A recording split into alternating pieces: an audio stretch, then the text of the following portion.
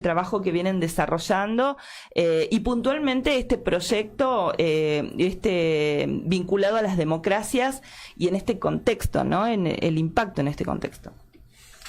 Bueno, ASIG es una organización de la sociedad civil argentina que trabaja hace ya 20 años, que nace en un momento que tiene algunas características de continuidad con el actual, que nace después de la crisis del 2001, en donde se estaban rediscutiendo cosas muy estructurales de nuestra sociedad. Estábamos inmersos en una crisis socioeconómica muy fuerte que ponía en jaque los derechos de las poblaciones más vulnerabilizadas de nuestro país, y a la vez se estaba discutiendo la democracia como nunca. No sé si se recuerdan, pero las plazas discutiendo qué Argentina queríamos.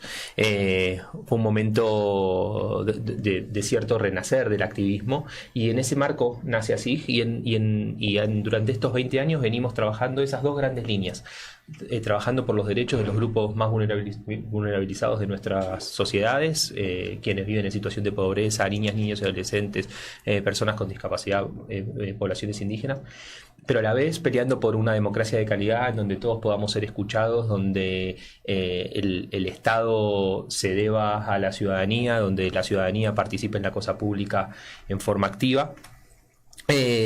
Y esa identidad nos trae hasta hoy, en donde, por supuesto, los desafíos se van renovando, pero a la vez hay algunos que son permanentes, ¿no? Seguimos peleando por democracias vibrantes que se tomen en serio los derechos de los más pobres, de los que más sufren.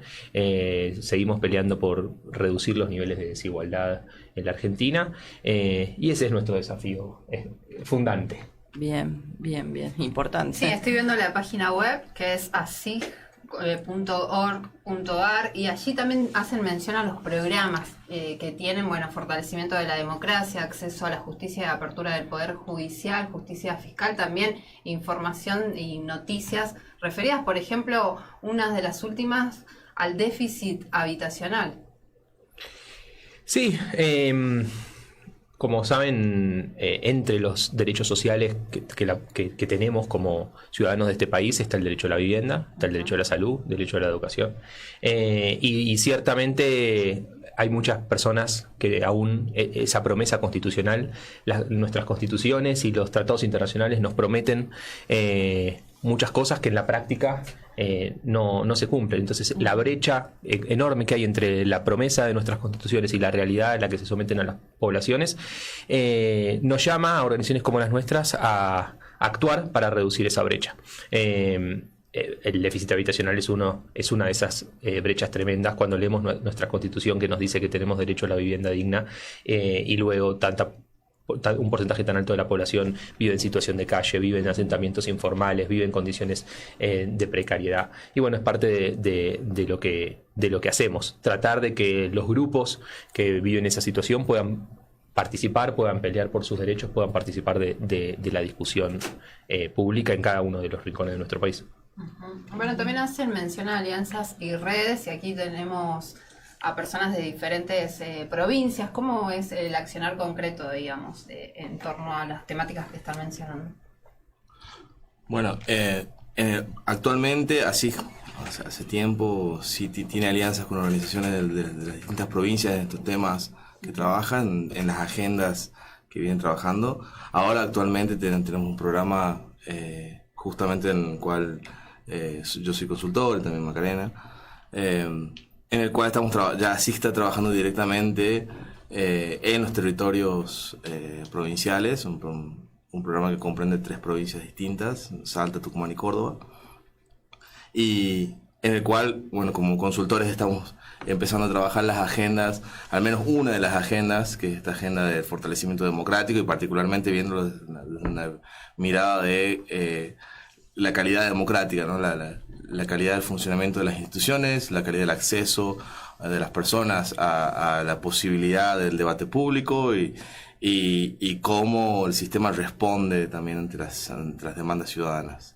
Eso es como una de las líneas actuales de ASIG, y que también funciona, por supuesto, en alianza con las organizaciones locales, ¿no? O sea, en consorcios. Sí, por ahí podemos hablar de puntualmente lo que viene haciendo ASIG hace 2 años, que también llega a Salta por la crisis sociosanitaria. no sé si recuerdan antes de la pandemia que fallecieron niños y niñas. Y ASIG viene a trabajar puntualmente sobre el acceso a la salud y a la salud intercultural. Y trabajó durante mucho tiempo sobre la reglamentación de la ley de salud intercultural. Viene trabajando en comunidades originarias como en Ruta 81 y en Santa Victoria Este y Pichanal en formación de líderes comunitarios, trabajando sobre acceso a derechos. Y es una estrategia que no solamente se complementa en trabajar en los territorios, sino también en la incidencia en política pública a un nivel un poco más macro, que es la agenda que venimos a proponer, que es puntualmente el derecho al acceso a la información, que como nosotros lo vemos, tiene que ver con que en Salta es una problemática que es transversal a todos, a la salud, a la educación, etcétera. Sí. Entonces, es de ahí que viene el interés de trabajar esta agenda.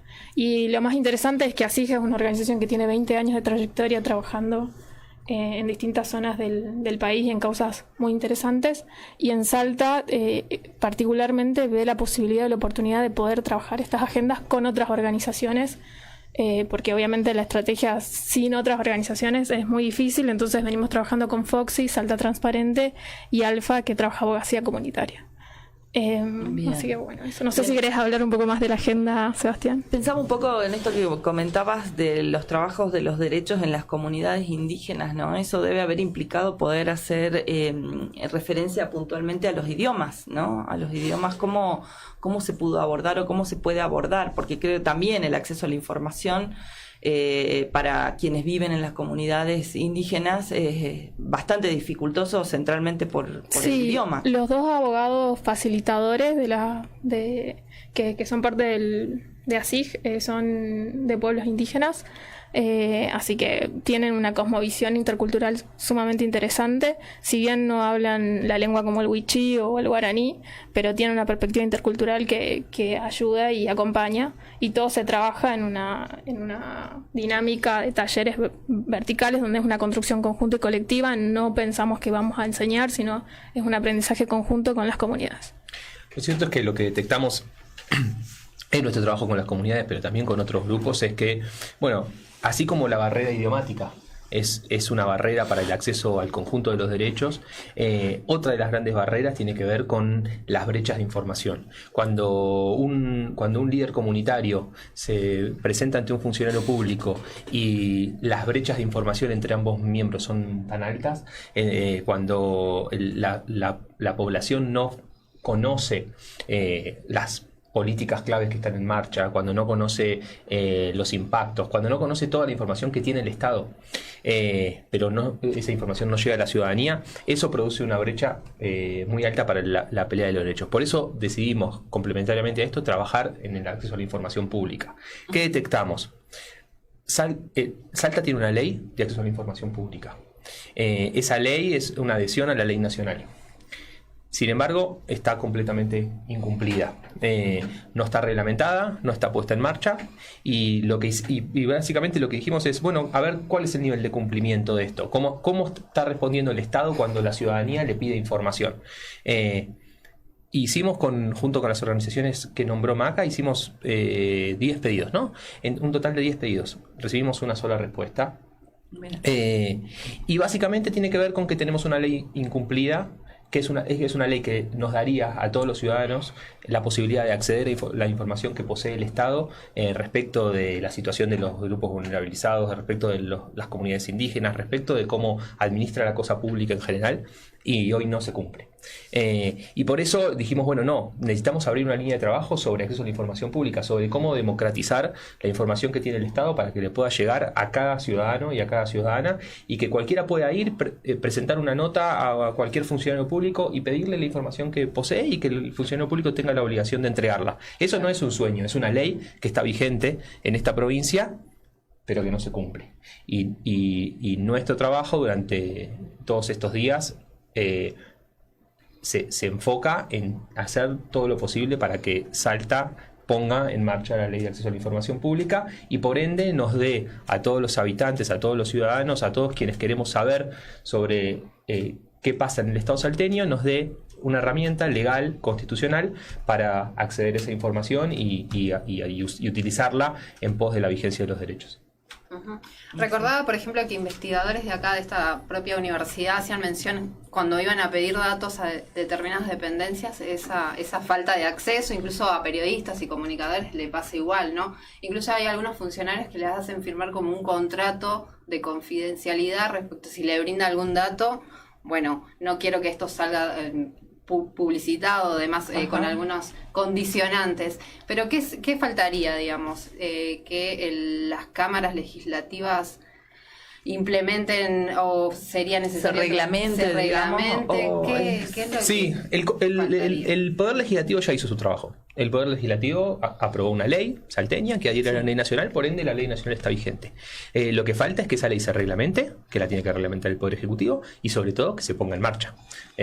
Lo que necesitamos es que todos y todas los funcionarios del Estado salteño, de los 3 poderes del Estado, sepan que tienen la obligación legal de proveer toda la información que se les requiera, con algunas excepciones muy puntuales, pero toda la información que se les requiera de la que posee el Estado. Y este es un derecho, como vos decías, que le sirve mucho a la academia, que le sirve mucho al periodismo, que le sirve a las organizaciones de la sociedad civil, pero que le sirve a todos los ciudadanos. Entonces, lo que necesitamos es reglamentación de la norma, o sea, de la parte jurídica, una reglamentación que, sobre todo, que ponga en marcha los organismos que la ley prevé, porque, por ejemplo, hay que generar un órgano garante, una agencia de acceso a la información pública provincial, y eso hay que ponerla en marcha para que cuando no nos responden, cuando nos responden mal, cuando se nos niega información, tengamos a dónde reclamar. Pero además que se generen capacitaciones a todos los funcionarios para que sepan que tienen la carga de responder, y que se cumplan algunas obligaciones de lo que se llama transparencia activa, que es la responsabilidad del funcionariado de hacer pública información en forma proactiva, sin necesidad de que se la pidamos. Hay determinada información que es clave, que debería estar en los sitios web de los organismos públicos sin que nadie necesite pedirla. Información clave sobre el organigrama, sobre los empleados, sobre el presupuesto. Esa información, la ley dice que tiene que estar publicada online. Hoy no está.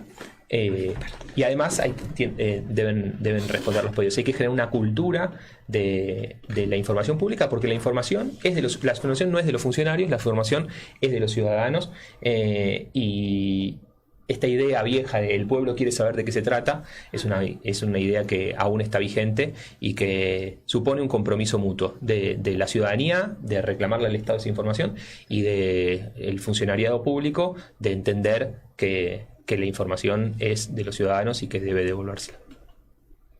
Así es. Bueno, me quedó una duda respecto a esas excepciones que mencionás. Por ejemplo, acá el Poder Judicial no entrega, hicieron ya pedidos respecto, por ejemplo, a los sueldos de los jueces de la Corte Suprema. En ese caso, ¿cómo funciona? Bueno, las excepciones, particularmente en un lugar donde están reglamentadas, o sea, la ley las reglamenta a las excepciones, tienen que ver particularmente con algunos puntos donde pueden afectarse otros derechos o algunos intereses que son que para la sociedad son relevantes.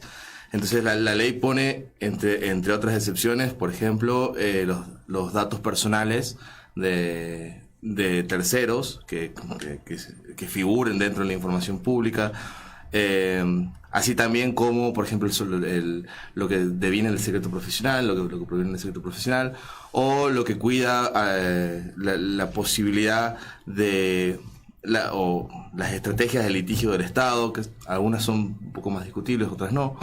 Pero en general, la excepcionalidad de la ley justamente también restrictiva, o sea, tiene que entenderse en forma restrictiva y no sobre toda la información. Por eso también la ley establece un sistema de excepciones, pero también lo que establece una limitación a las excepciones. Esas excepciones tienen que entenderse en forma restrictiva, y en los casos donde existe información que esté alcanzada por alguna de las restricciones, pero que pueda testarse, por ejemplo, pueda disociarse, la ley le dice disociación, o sea, pueda sacarse esa información o taparse esa información de alguna forma, tiene que entregarse el resto, todo el resto tiene que ser entregado. En el caso del Poder Judicial, claramente se encuentran comprendidos por la ley, y el hecho de encontrarse obligados hace que los salarios, el personal del Poder Judicial, las declaraciones juradas de los propios ministros, como dice la ley, son información pública, tienen que ser entregadas, y por supuesto no están exceptuadas por la ley, para nada, porque En algunos casos lo que dicen es, bueno, contiene información personal mía. La ley dice cómo tenés que proceder al respecto, y en el caso que existiera algún dato personal, tiene que ser testado y tiene que entregarse lo mismo la información. Nadie seguramente quiere saber dónde vive el ministro de la Corte, claro, o cuál es su número de cuenta bancaria. Toda esa información es reservada a él. Pero la información sobre su salario, sobre cuánto la ciudadanía le paga todos los meses, es información que la ciudadanía debe poder saber. Y bueno, hicieron mención respecto a la situación de Salta, pero en otras provincias, por ejemplo en Tucumán, ¿cómo funciona? ¿Qué es lo que han venido observando? Bueno, en Tucumán todavía tenemos un paso más atrás. Todavía el Poder Legislativo de Tucumán Tucumán es una de las 3 provincias en el país que no tiene normativa sobre acceso a la información pública. La práctica, nosotros también hemos hecho una investigación sobre acceso a la información pública en Tucumán para ver cómo contestaban los distintos ministerios y secretarías. En la gestión anterior, porque empezó una nueva gestión con algunas modificaciones ministeriales, pero en la gestión anterior, contando las 19 ministerios y secretarías que había en el organigrama, nosotros presentamos un pedido muy, muy básico, que era si les habían pedido información antes y qué les habían pedido y cómo habían respondido. Solamente una secretaría nos contestó, ningún ministerio, ningún otro organismo. Entonces, no solamente la falta de normativa claramente hace mella en el hecho de la vigencia del derecho, o sea, el no tener ninguna ley que nos ampare realmente es un problema. Así como acá, digamos, el hecho de que la ley no esté vigente es un obstáculo a la vigencia del derecho, bueno, la inexistencia normativa es un problema para acceder a la información, y información que es muy básica en muchos casos. Claro. Entonces, todavía estamos un paso más atrás, y es una de las... ¿Y en el resto agendas del NOA? En la mayoría de las provincias existen normativas sobre acceso a la información pública. Cómo se accede a esa información o no es dispar, es algo un poco más dispar. ¿En Jujuy han podido hacer algún relevamiento? Aún no hemos trabajado en el territorio de la provincia de Jujuy como expresamente sobre acceso a la información pública. Sí, en otros momentos habíamos hecho un relevamiento. Desde así hicimos uno de los primeros relevamientos nacionales sobre vigencia de ley de acceso a la información pública, que después se fue actualizando eso. Claro.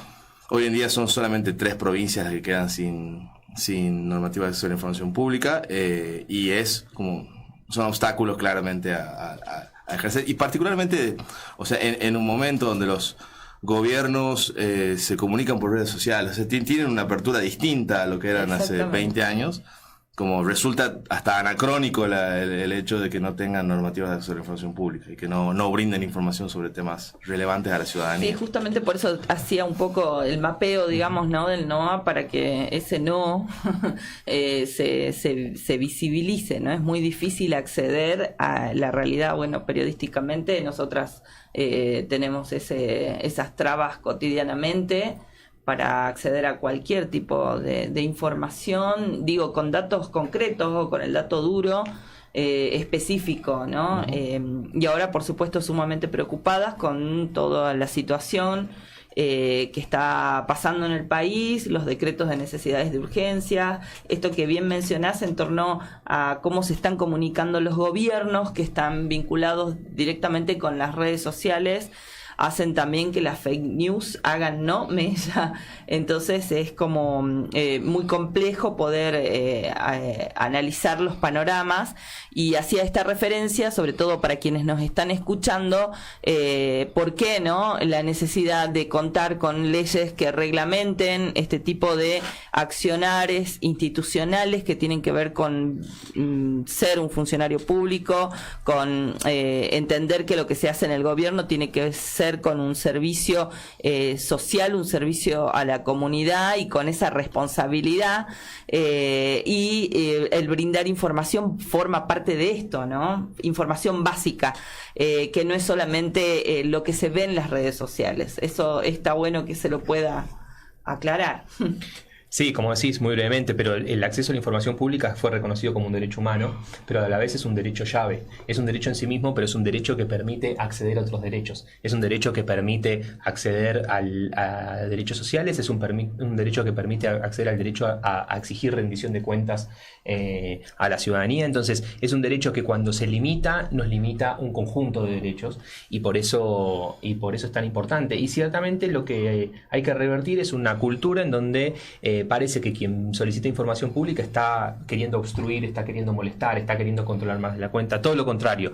Lo que queremos es acompañar, facilitar, potenciar las capacidades del Estado para que hagan su tarea y nos consideramos colaboradores en ese sentido. Cuando cada vez que pedimos información sentimos que estamos colaborando a que el Estado pueda cumplir mejor sus funciones, y lo que queremos es revertir esa idea de que cuando se le pide información pública lo que se quiere es controlar por demás, molestar, entorpecer. O entorpecer, ¿no? Porque yo creo que ahora el discurso viene como con esa lógica, este nuevo discurso político. Como para ir cerrando, porque nos hemos pasado 5 minutitos, ¿cuáles son la agenda, ¿no? que con la que se continúa sobre esto? Sobre esta agenda en particular, básicamente lo que nosotros estamos teniendo es una serie de pedidos de reunión con funcionarias y funcionarios públicos, en donde lo que le estamos pidiendo es, por favor, reglamenten la norma, pónganla en marcha lo antes que se pueda.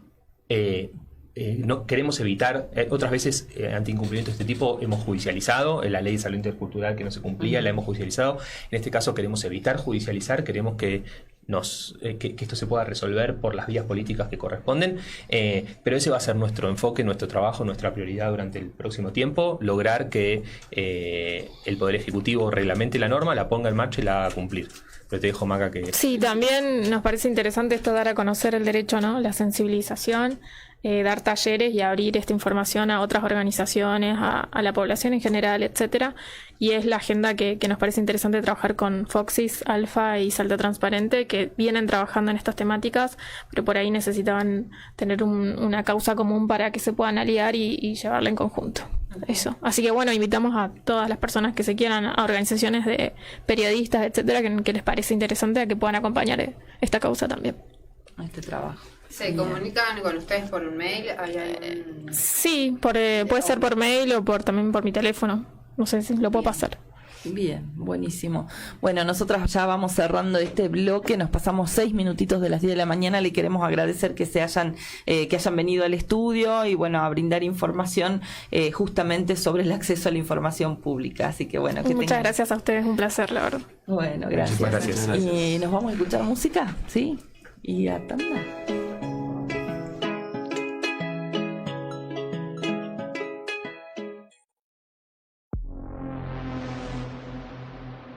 La radio